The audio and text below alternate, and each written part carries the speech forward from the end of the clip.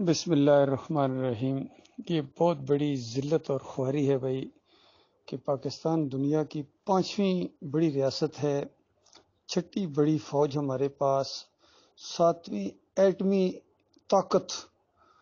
اور ہاتھ میں کشکول لیے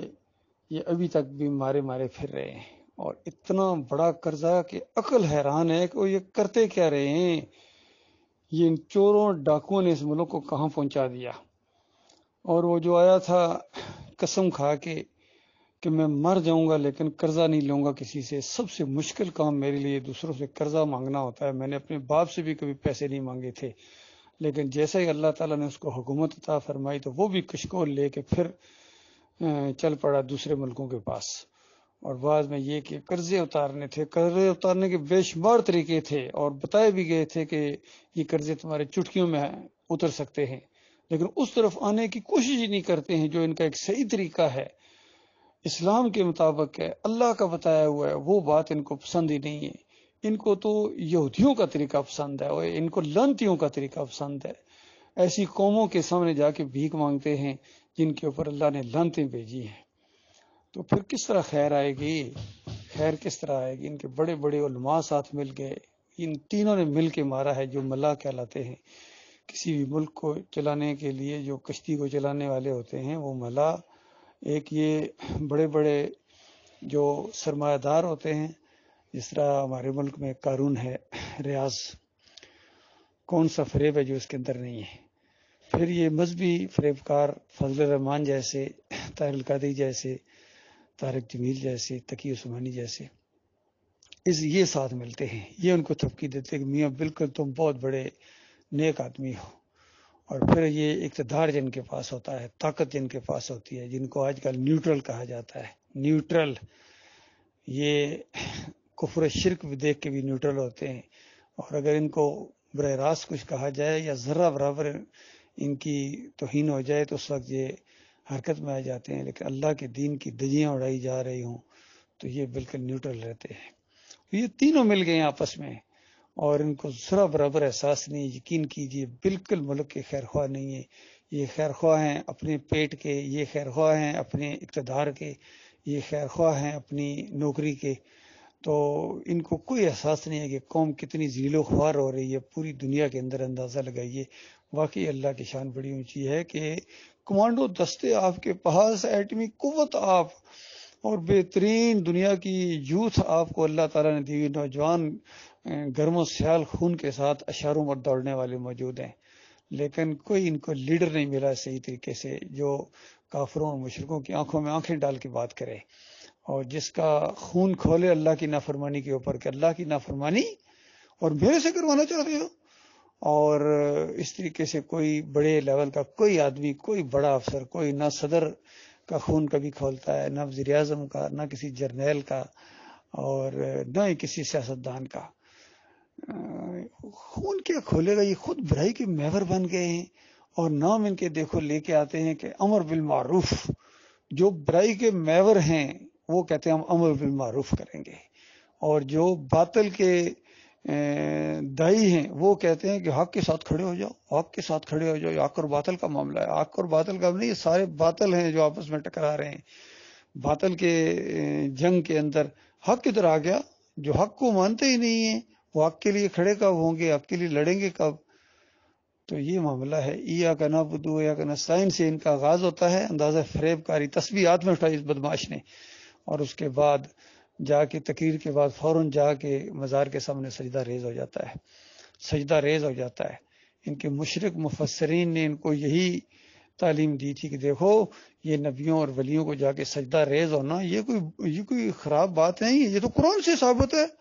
دعوت القرآن والے نے اس طریقے سے ان کو شرک کی گولی دی، محمد حنیف نے کہتا ہے یہ قرآن سے ثابت ہے کہ پورا خاندان وہ جو ہے وہ یوسف علیہ السلام کے سامنے سجدہ ریز ہو گیا۔ اس نے اپنی جلد دعوت القرآن حصہ دوم کے اندر جو سورہ یوسف کی تفسیر کی 100 نمبر آیت کی، اس میں اس بے ایمان نے اس طرح شرک کا انجیکشن دیا اس قوم کو۔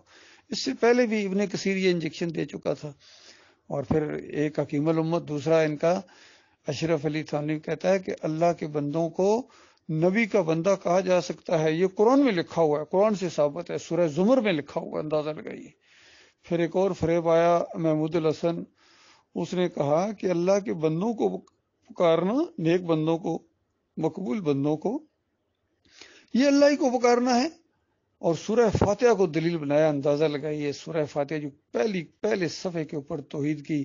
کڑاکے کی آیت آئی ہے پہلی سورت کے اندر، جو بہترین زبردست دعا ہے، اس کو اس بے ایمان محمود الحسن نے، دیوبندی نے، شرک کے اندر بدلی کر دیا۔ اور سارے جتنے دیوبندی ہیں اللہ کی کتاب کی حمایت کرنے کی بجائے اسی طاغوت کی حمایت کرتے ہیں، سارے لگے ہوئے ہیں۔ جس نے بھی حمایت کی ہے ان طاغوتوں کی ہے، طاغوت کے بندے بنے ہیں، اور بھول گئے ہیں کہ اس سے پہلے جن لوگوں نے طاغوت کی بندگی کی تھی، حالانکہ کفر کرنے کا حکم دیا گیا تھا، اس کا کفر کرنا ہے، کفر کرنے کی بجائے بندگی کی ہے انہوں نے، تو اللہ تعالیٰ نے ان کو بندر اور خنزیر بنا دیا تھا۔ اور آج سارے لگے ہوئے ہیں، چاہے یہ محمد حنیف کے پیروکار ہوں، چاہے یہ ڈاکٹر اسرار کے پیروکار ہوں۔ ڈاکٹر اسرار کہتا ہے کہ دیکھو جی شاہ ولی اللہ صاحب نے لکھا ہے نا حجت اللہ البالغہ کے اندر کہ کچھ نیک صفت انسان ہوتے ہیں، مرنے کے بعد وہ ملائکہ اسفل میں شامل ہو جاتے ہیں اور پوری دنیا کا کاروبار ان کی روحیں چلاتی ہیں۔ تو ساتھ ہی کہتے ہیں کہ دیکھو یہ ایسی بات ہے کہ نہ مجھے قرآن میں یہ فلسفہ ملا، نہ ہی کسی حدیث میں یہ بات موجود ہے، لیکن شاہ ولی اللہ صاحب کا فرمانا کیا کم اہمیت رکھتا ہے؟ کہتے ہیں میرے لیے یہ حجت ہے، شاہ صاحب کا فرمانا میرے لیے حجت ہے۔ تو اصل میں یہ ہوتی ہے طاغوت پرستی، یہ ہوتی ہے شخصیت پرستی، کہ اللہ کی کتاب کے مقابلے میں ان امیروں کی اور ان لیڈروں کی اور تنظیم کے بانیوں کی باتوں کو جب مانو گے تو پھر اللہ کی لعنت پڑے گی تمہارے اوپر، پھر پوری دنیا سے تھوکا جائے گا تمہارے منہوں کے اوپر، اور تمہیں عزت نہیں مل سکتی ہے۔ یہ تو دنیا کی ذلت۔ مالک فرماتا ہے کتاب کے کچھ حصے کو مانتے ہو اور کچھ حصے کا انکار کرتے ہو، بتاؤ ایسے لوگوں کی کیا سزا ہو سکتی ہے؟ الا خزی فی الحیات الدنیا، کہ دنیا کی زندگی میں ذلت تمہارے ساتھ چمٹا دی جائے، اور مرنے کے بعد تمہیں آگ کے اندر اشد العذاب کے اندر دھکیل دیا جائے۔ تو جہنم منہ کھولے ان کا انتظار کر رہی ہے، یقین کیجئے۔ یہ جو کچھ آپ نے بیان کیا ہے معراج صاحب ان کے اس قوم کے حوالے سے، یہ بالکل صحیح بیان کیا ہے۔ اللہ اس کو ایمان کی دولت سے نوازے، اللہ اس کو غور و فکر کرنے کی تھوڑی سی توفیق عطا فرمائے، تاکہ ذلت اور خواری کے گڑھوں سے نکلے۔ اور یقین کیجئے ان کے پاس پوری طرح پورا پروگرام موجود ہے، اللہ کے دین کا ایک پورا نقشہ موجود ہے، نبی علیہ السلام کی پوری زندگی موجود ہے، صحابہ کرام کی پوری زندگیاں موجود ہیں، اور ایک شاندار تاریخ اسلامی ہمارے پاس موجود ہے، لیکن یہ بے ایمان ادھر رخ نہیں کرتے ہیں۔ یہ رخ کریں گے، کہیں گے کہتا ہے میں 25 سال برطانیہ میں رہا ہوں، وہاں میں نے یہ منظر دیکھے ہیں، یہ جمہوریت دیکھی ہے، یہ سوئٹزرلینڈ میں یہ ہوتا ہے، کبھی جمہوریت میں ایسا ہو سکتا ہے؟ اس انداز سے باتیں کرتا ہے۔ اور بے ایمان بتا ان کا اینڈ کیا ہو رہا ہے؟ پتا یہ جن کی مثالیں دیتے ہو انگلینڈ والے، جو مرتا جا رہا ہے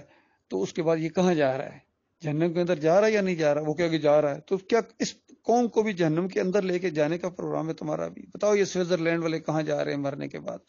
یہ فرانس والے کہاں جا رہے ہیں مرنے کے بعد؟ پھر بھی انہی کے گن گاتے ہو۔ یہ بتاؤ یہ نیوزی لینڈ اور یہ فلاں، یہ امریکہ اور چائنیز اور یہ رشینز، یہ کورین، یہ مرنے کے بعد کہاں جا رہے ہیں؟ جہنم کی آگ کے اندر جا رہے ہیں، سورے جہنم کی آگ کے اندر جا رہے ہیں،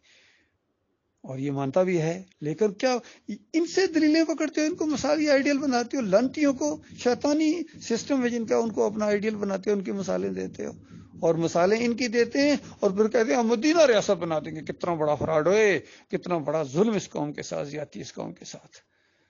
بہرحال جب تک یہ عوام خود اللہ کی طرف رخ نہیں کرے گی، یہ ان کا بھی علاج ہے، یہ اس لائق ہیں، یہ عوام اسی لائق ہے، کسی طرح ان کو دھوکہ دیا جائے، فراڈ کیا جائے، اسی طرح یہ کڑکی کے اندر پھنسیں اور پھر تڑپیں۔ گزشتہ 75 سال سے ان کو یہ فراڈ دیا جا رہا ہے، کوئی ایک مومن لیڈر ان کا نہیں ہے، یقین کیجیے، پہلے سے لے کر آخری تک کوئی ایک مومن نہیں ہے، سارے کے سارے عقیدے کی خرابی کے اندر مبتلا رہے ہیں، اور اللہ اوپر سے دیکھ رہا ہے کہ تمہارا عقیدہ خراب، بے ایمانو، اللہ کو شرک کے ساتھ گالیاں دیتے ہو، اور پھر تم سمجھتے ہو تمہاری تعریفیں کرنے کے بعد تمہارے اندر خیر آ جائے گی۔ کبھی خیر نہیں آ سکتی ہے جب تک تم اللہ کی طرف رخ نہیں کرو گے، جب تک تم اپنا ایمان عقیدہ درست کر کے اس بریلویت سے نہیں نکلو گے، دیوبندیت سے نہیں نکلو گے، اہل حدیثیت اور سلفیت سے نہیں نکلو گے۔ مزار پرستی یہ بت پرستی ہے، چادریں چڑھانا، عرس اور میلے کرنا، یہاں بگڑے اور ناچے، جہاں عورتیں آ کے ناچتی ہیں، بے ایمانوں نے سب کچھ اودم مچایا ہوا ہے زمین کے اوپر۔ اور یہ جمہوریت کا یہ مشرکانہ اور کافرانہ نظام، اس کو سارے اسی پر، اس کفر کے اوپر گٹھے ہیں، سارے سی علماء بھی اس پر اکٹھے ہیں، اور اس کے بعد یہ سارے ہمارے فوج اس پر اکٹھی ہے، اور ہمارے سیاسی لوگ سارے کہتے ہیں دیکھو پاکستان کی جو بقا ہے نا وہ جمہوریت کے اندر ہے، اور نہیں بیوقوفو سر پھرو، پاکستان کی بقا ایمان کے اندر ہے، اسلام کے اندر ہے، باقی اس جمہوریت کے اندر ذلت ہے جو اپنی آنکھوں سے دیکھ رہے ہو، نا انصافی ہے، ظلم ہے، زیادتی ہے،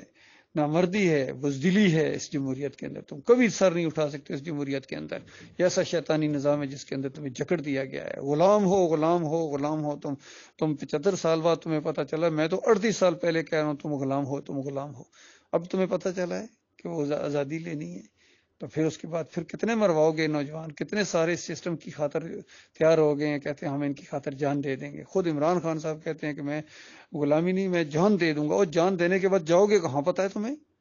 جہنم میں جاؤ گے، تو اس کے بعد وہاں وہ اصل غلامی ہے، وہاں جب زنجیروں کے اندر تم جکڑے ہوں گے، فرشتے تمہیں کبھی دائیں وادی میں خون اور پیپ کی وادیوں میں گھسیٹیں گے نا، وہ اصل غلامی ہے صحیح معنوں میں، اس سے آزادی اصل کون کروائے گا تمہیں، وہ صحیح معنوں میں حقیقی آزادی ہے، انسانوں کی غلامی سے آزادی حاصل کرنا وہ صحیح معنوں میں آزادی ہے، باقی تم غلاموں کے غلام رہو گے، آقا بدلی کرنے سے آزادی تھوڑی ملتی ہے کہ نواز شریف اور شہباز شریف اور فضل الرحمان کی یہ جو ان یہودیوں کے غلاموں کے غلام ہیں، ان سے آزادی دلوا کے کیا کرو گے، اب محمود قریشی کے غلام بن جاؤ جی، اب جناب فواد چودھری کے غلام بن جاؤ جی، اب عمران خان کے غلام بن جاؤ گے، بتاؤ، یہ بھی کہتے ہیں ہم پاکستان کو وہ کیا تم پاکستان کو کرو گے، تمہاری حکومت جب اقتدار دوبارہ اگر 3/4 کیا پوری 100% تم اگر اکثریت کے ساتھ آ جاؤ تو اس کے بعد کیا کرو گے، یہاں بے ایمانوں تم مزار بناؤ گے، ان کے سامنے سجدے کرو گے، عرس اور میلے کرو گے، گیارہویں کو عام کرو گے، میلاد کا کیک بڑا کاٹو گے تم بے ایمانوں، یہی کچھ تم نے کرنا ہے، شرک اور کفر کے اڈے کو اور مضبوط کرو گے، اس قلعے کو جو اسلام کا قلعہ کہا جاتا ہے تم نے شرک اور کفر کا گودام بنا دیا اس کو بے ایمانوں، کیا چوروں ڈاکوؤں کے لیے سارے مل گئے آپس میں، بہرحال ایماندار بھائیو ہمت نہیں ہارنی ہے، ہم انشاءاللہ ان کو بتاتے رہیں گے، سمجھاتے رہیں گے، بات مانیں گے تو اپنا بھلا کریں گے، نہیں مانیں گے تو نہ مانیں، جہنم میں یہ جلیں گے، ہمیں کیا ہے، ہمارا کام ہے بتاتے رہنا، یہی اللہ کے دین کا تقاضا ہے، باقی یہ دعوت اٹھی ہوئی ہے الحمدللہ، اس پر لوگ بیٹھے ہو رہے ہیں، اور یہ صحیح معنوں میں تبدیلی ہوگی، جب تک ایمان عقیدے کے اندر خیر نہیں آئے گی کوئی تبدیلی نہیں آ سکتی ہے۔